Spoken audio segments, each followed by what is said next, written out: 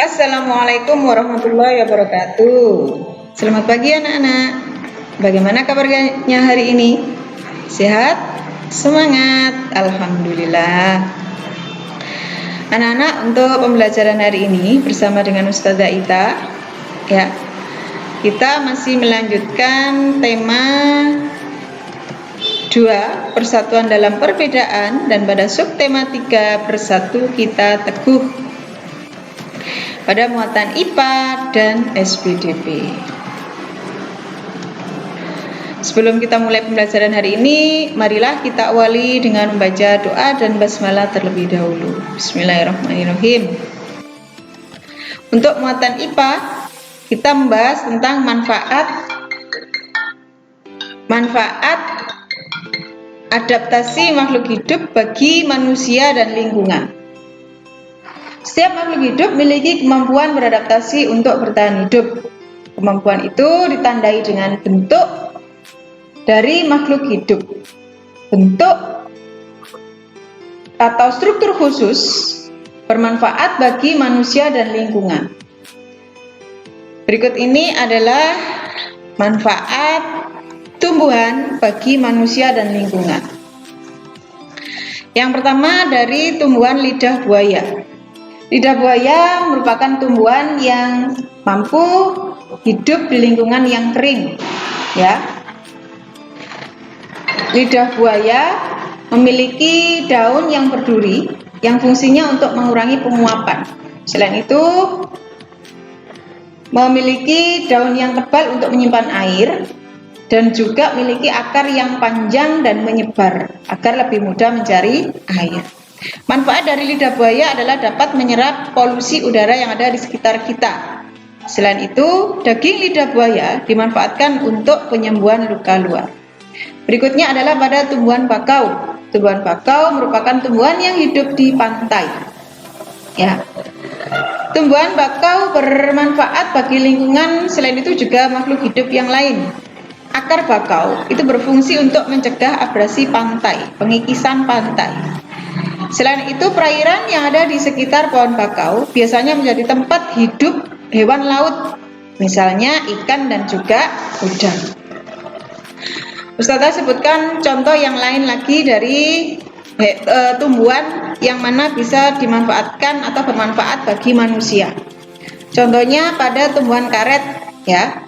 Anak-anak, karet itu bisa dimanfaatkan dari getahnya, yang mana dari getah karet itu merupakan bahan baku pembuatan ban.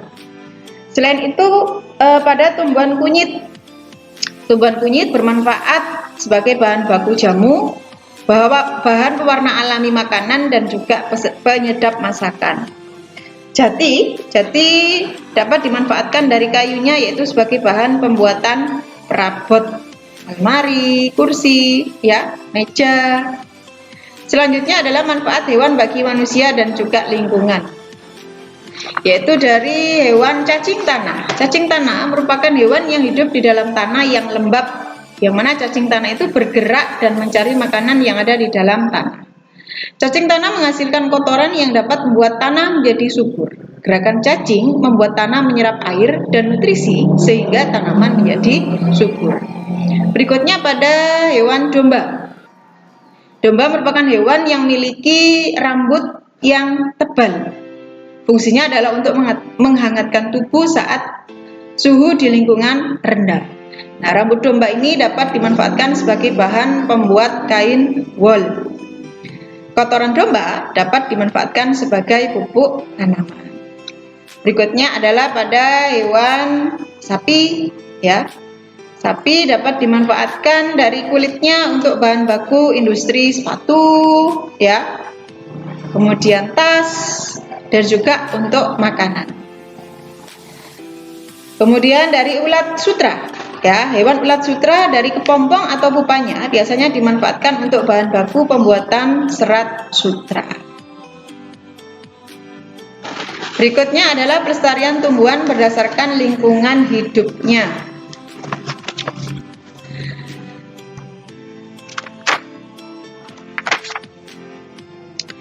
Tumbuhan dan hewan mengalami penurunan populasi karena habitatnya rusak atau banyak dimanfaatkan oleh manusia. Ya, contoh tumbuhan dan hewan yang harus kita lestarikan agar tidak punah. Yang pertama adalah bunga raksasa.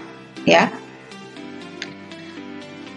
pemerintah menetapkan taman nasional atau mendirikan taman konservasi untuk melindungi tumbuhan Rafflesia. Selain itu, kita juga bisa mempelajari manfaat untuk kita, yaitu mempelajari tentang tumbuhan Rafflesia. Selain itu, kita tidak boleh merusak bunga Rafflesia serta lingkungan hidupnya. Dari tumbuhan cendana, ya. Cendana merupakan tumbuhan berkayu yang mengeluarkan aroma khas yang wangi, ya. Pelestarian tumbuhan dari cendana yaitu peran pemerintah menetapkan kawasan konservasi bagi tumbuhan cendana. Selain itu, peran masyarakat yaitu mengurangi penggunaan minyak cendana. Selanjutnya dari pelestarian hewan, ya. Dari hewan orangutan, ya. Orangutan merupakan hewan endemik yang hidup tersebar di hutan tropis Indonesia, tepatnya di Pulau Sumatera dan juga Kalimantan.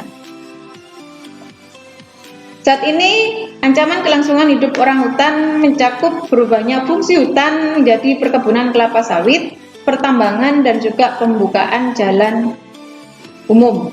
Nah, upaya pelestarian terhadap orangutan dilakukan misalnya yaitu seperti kerjasama WWF Indonesia dengan pemerintah dalam mengembangkan rencana tata ruang ekosistem sebagai upaya pengembalian hutan sebagai habitat orangutan. Selain itu, orangutan juga dilindungi, yaitu di tempat penangkaran, misalnya penangkaran orangutan di Bukit Lawang, Sumatera, dan juga Tanjung Puting di Kalimantan. Berikutnya adalah dari hewan gajah Sumatera. Gajah Sumatera menyukai hutan yang ditumbuhi oleh pohon-pohon lebat dan berada dekat dengan sumber air. Gajah Sumatera merupakan hewan langka karena jumlahnya semakin menurun. Nah, sebagai langkah pencegahan dari kepunahan, pemerintah menetapkan beberapa wilayah sebagai pusat konservasi gajah. Misalnya, Taman Nasional Waikambas yang ada di Lampung dan Taman Nasional Teso Nilo yang ada di Riau. Selanjutnya pada muatan SPDP yaitu pada pola lantai dan gerakan tari merak. Tari merak merupakan tari daerah yang berasal dari Jawa Barat. Gerakan tari merak termasuk gerak tari klasik yang diperagakan secara berkelompok. Gerakan tari dalam kelompok harus dilakukan dengan kompak dan memiliki komposisi formasi tarian yang baik. Properti yang digunakan dalam tari merak adalah selendang yang ujungnya dikaitkan ke salah satu jari. Berikut ini adalah gerakan dan pola lantai dalam tari merak. Ya, gerakan yang pertama yaitu menggunakan pola horizontal. Penari melakukan formasi bentuk garis lurus ke arah samping. Yang kedua, gerakan 2, pola lantai garis lurus atau diagonal, yaitu saling berhadap-hadapan para penarinya. Yang gerakan ketiga, pola lantai garis lurus atau diagonal, saling berlawanan arah.